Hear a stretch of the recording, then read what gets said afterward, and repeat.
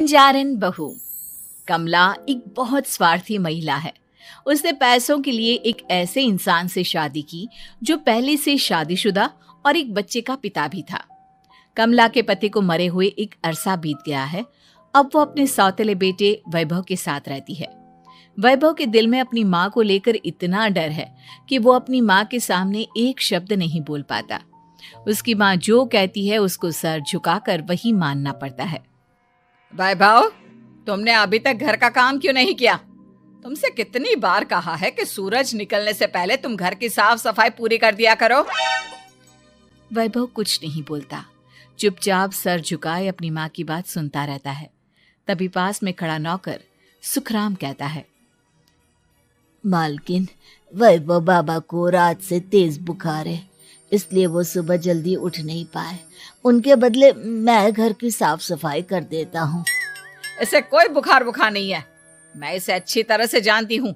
ये सब काम न करने के बहाने हैं। सुखराम काका, बोल दो इसे, सारे घर का काम यही करेगा। और इससे समय पर अपना काम पूरा नहीं किया तो इससे आज का खाना भी नहीं मिलेगा। मगर मालकिन, वैभव बाबा की सच में ही तबीयत खराब है, आप एक बार देख तो लीजिए। कमला बिना कुछ बोले वहां से चली गई और बेचारा वैभव तेज बुखार में भी काम करता रहा। कमला वैभव की शादी एक ऐसी लड़की से कराना चाहती थी जो अनपढ़ हो और कमला से इसी तरह डरे जिस तरह वैभव डरता है, ताकि वैभव की सारी जायदाद और धन दौलत उसकी मुट्ठी में रहे। लेकिन आज के जमाने में ऐसी लड़की मिलना मुश्किल है। कमला कार में यही सब कुछ सोचती जा रही थी कि तभी रास्ते में, अरे ड्राइवर, तुमने कार क्यों रोक दी? और ये इतना शोर कैसा? मैडम, आगे कुछ बंजारों का खेल चल रहा है, इसलिए भीड़ लगी है। मैं अभी भीड़ को साइड में करवाकर कार निकालता हूँ। ड्राइवर भीड़ को साइड करके कार निकालने की कोशिश करने लगा कि तभी कमला की नजर रस्सी पर चल रही एक फुलवा नाम की बंजारन पर पड़ी। क्यों ना मैं इस बंजारन की शादी वैभव से करा दूं? ये तो अनपढ़ लग रही है, मेरे पैरों तले दबकर भी रहेगी। मुझे अभी इसके माँ बाप से बात करनी होगी। ये सोचकर कमला ने उन बंजारों से बात की और उन्हें शाम को अपने घर बुलाया। फुलवा के माता पिता वहां उसे लेकर आ गए। उन्होंने इतना आलीशान घर पहले कभी नहीं देखा था। अच्छा हुआ आप लोग आ गए। देखिए, मुझे घुमा फिरा कर बात करने की आदत नहीं है, इसलिए सीधे सीधे मुद्दे पर आती हूँ। मुझे आपकी बेटी बहुत पसंद है। मैं अपने इकलौते बेटे की शादी आपकी बेटी फुलवा से कराना चाहती हूँ। इसके बदले में आप जो चाहो वो ले सकती हैं। तभी फुलवा की माँ कहती है, ये क्या कह रही है मैम साहब? कहीं आप हमारी गरीबी का मजाक तो नहीं उड़ा रही ना? आप मेरे बेटे से मिल लो। अगर आपको मेरा बेटा पसंद आता है तो मैं कल से ही शादी की तैयारी शुरू कर दूंगी। सुखराम, वैभव को लेकर आओ। फुलवा अपनी माँ के कान में फुसफुसाती है, माँ, कहीं इस मेम साहब का छोरा पागल तो ना है? फुलवा अपनी माँ से बात कर रही होती है कि वैभव वहां आता है। फुलवा उसे देखती ही रह जाती है और उसके माता पिता उसकी शादी तय कर देते हैं। शादी वाले दिन किसी को फुलवा और वैभव की बेमेल विवाह की बात समझ में नहीं आती। फिर भी एक औरत कमला से पूछ ही लेती है, कमला जी, आपने अपने इकलौते बेटे की शादी देहाती गवार से क्यों करा दी? ये बंजारन आपके घर की बहू बनने लायक तो नहीं है। कम से कम अपने स्टेटस का ही ख्याल कर लिया होता। बहू तो अपने टक्कर की लाती, आपने तो बंजारन को ही बहू बना लिया। अब कमला को समझ में नहीं आ रहा था कि इस बात का क्या जवाब दे। वो कुछ देर चुप रही और सोच समझ कर कहती है, बहन जी, आपको तो पता है आजकल के बच्चे किसी की बात कहाँ सुनते हैं। मैं तो अपनी बहू एक पढ़ी लिखी और अपनी सोसाइटी की ही ढूंढ रही थी। लेकिन मेरे बेटे ने मेरे सामने इस बंजारन को लाकर खड़ा कर दिया। बोला कि मैं शादी करूंगा तो इसी से। अब भला मैं क्या करती, मुझे अपने बेटे के सामने झुकना ही पड़ा। कमला की ये बातें सुखराम भी सुन रहा था। उसने ये सारी बातें वैभव को जाकर बता दी। काका, मैं तो फुलवा को जानता भी नहीं, फिर माँ मेरे बारे में झूठ क्यों कह रही है? अरे बेटा, तुम कितने भोले हो, तुम्हें कुछ भी नहीं पता। तुम्हारे पिता अपनी सारी संपत्ति तुम्हारे नाम करके गए हैं। तुम्हारी माँ नहीं चाहती कि यह संपत्ति तुम्हें मिले, इसलिए उन्होंने तुम्हारी अनपढ़ लड़की से शादी करवाई ताकि तुम्हारी तरह वो भी अपने हक के लिए आवाज ना उठा सके। सुखराम काका, मैं क्या करूं, आप ही बताओ। माँ के सामने आते ही मेरे हाथ पैर कांपने लगते हैं। मैं माँ को कुछ भी नहीं कह पाता। वे दोनों बात कर ही रहे थे कि अचानक कमला वहां आ गई। कमला को देखकर दोनों घबरा गए। तुम दोनों फिर कभी बातें कर लेना, अभी फेरों का समय हो गया है, चलो जल्दी आओ।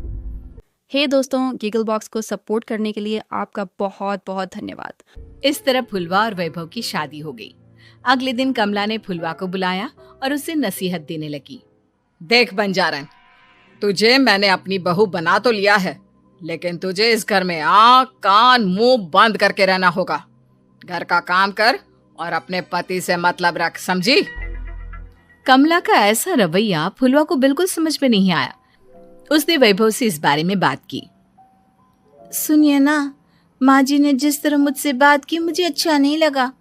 शादी से पहले तो वो मुझसे बहुत अच्छे से बात कर रही थी, लेकिन शादी के बाद उन्हें क्या हो गया?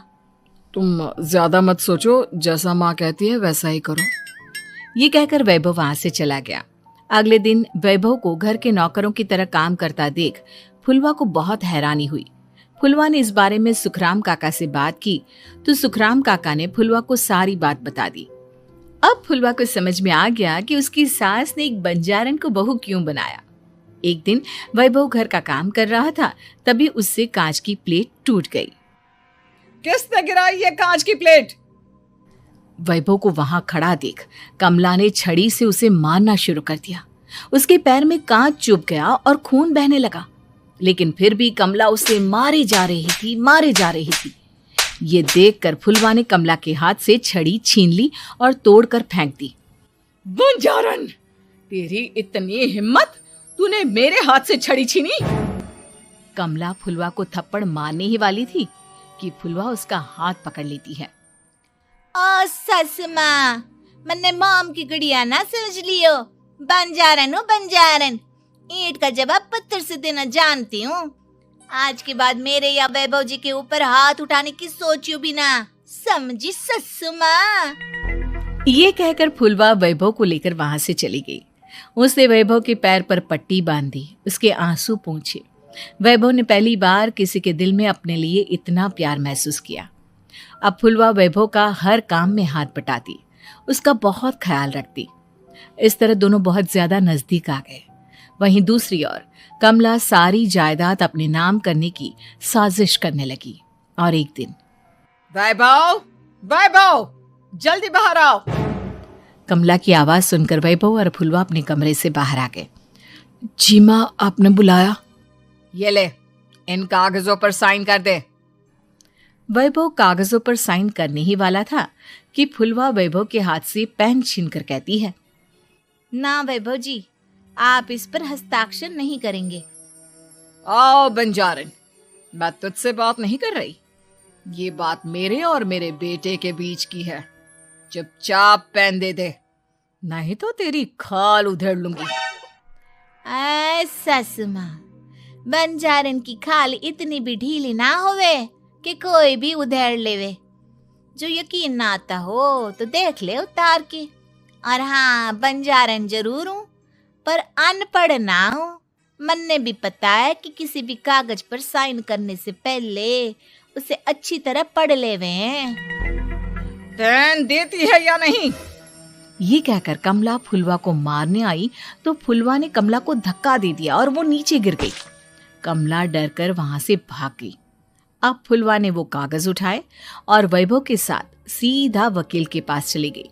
वकील ने वो कागज देखे और फुलवा को बताया, वैभव के पिता की सारी जायदाद और संपत्ति वैभव के नाम है, लेकिन वैभव की सौतेली माँ इस संपत्ति को अपने नाम कराना चाहती है, इसलिए इन कागजों पर वो साइन करा रही थी। तो अब हमें क्या करना चाहिए वकील साहब? वकील ने फुलवा और वैभव को सब कुछ अच्छी तरह से समझा दिया। अब दोनों घर पर पुलिस को लेकर पहुंचे। कमला पुलिस को देखकर घबरा गई। पुलिस ने कहा, आपके नाम की कंप्लेंट हुई है, आपको हमारे साथ थाने चलना होगा। कंप्लेंट? कैसे कंप्लेंट? आप अपने सौतेले बेटे पर बहुत अत्याचार करती हो, धोखे से सारी जायदाद अपने नाम करा रही थी।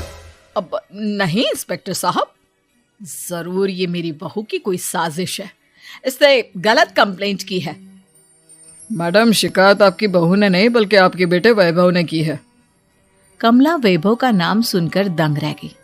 जिस बेटे ने कभी उसके सामने सर नहीं उठाया था, आज वही बेटा उसके सामने पुलिस को ले आया है। वैभव, तुम्हारी इतनी हिम्मत कि तुम पुलिस को ले आए? हाँ माँ, मैं लाया हूँ पुलिस को, और मेरे अंदर इतनी हिम्मत कभी ना आती अगर फुलवा मेरा साथ ना देती। आपने बंजारन बहू को लाकर अपने ही पैर पर कुल्हाड़ी मारी है माँ। मैडम, अब की बात खत्म हो गई हो तो चलो हमारे साथ। वैभव, मुझे माफ कर दो, मुझे थाने मत भेजो। आज के बाद मैं तुम्हें कभी नहीं मारूंगी, तुम्हें कभी परेशान नहीं करूंगी, मुझे माफ कर दो। वैभव अपनी कंप्लेंट वापस ले लेता है और पुलिस वहां से चली जाती है। वैभव अपनी सौतेली माँ से कहता है, मैंने पुलिस को वापस तो भेज दिया है, लेकिन मैं आपको माफ नहीं कर सकता। आपने बचपन से आज तक कभी मेरे सर पर हाथ नहीं रखा, हमेशा मुझे मारती रही, नौकरों की तरह बर्ताव करती रही। आप इस घर में नहीं रह सकती, चली जाइए यहां से। कमला घर छोड़कर चली गई और सड़क किनारे खड़ी होकर सोचने लगी, काश मैंने वैभव को माँ की तरह प्यार किया होता तो आज मैं इस तरह से बेसहारा ना हो जाती। हे दोस्तों, गीगल बॉक्स को सपोर्ट करने के लिए आपका बहुत बहुत धन्यवाद। अगर आप चैनल पर नए हैं तो फटाफट सब्सक्राइब बटन पर क्लिक करें और नोटिफिकेशन की घंटी बेल आइकन ज़रूर बजाएं ताकि हमारी लेटेस्ट वीडियो की जानकारी आपके पास सबसे पहले पहुंचे। हंसते रहिए और सपोर्ट करते रहिए।